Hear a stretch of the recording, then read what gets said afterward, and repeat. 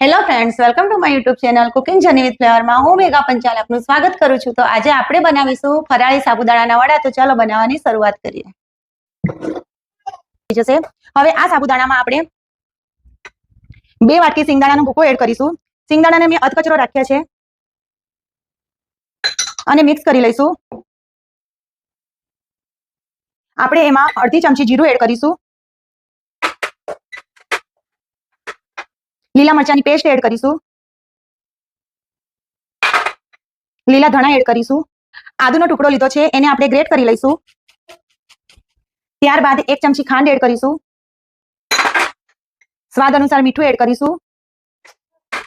અડધો લીંબુનો રસ એડ કરીશું અને મિક્સ કરી લઈશું.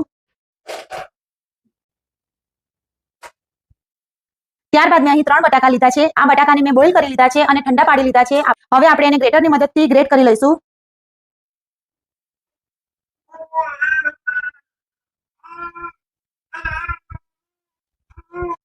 આ રીતે આપણે બધા બટાકાને ગ્રેટ કરી લઈશું અને આ રીતે ગોળ બોલ જેવું બનાવી લઈશું. હવે બંને હાથ વડે પ્રેસ કરી લઈશું. આ રીતે આપણે બધા વડા બનાવી લઈશું.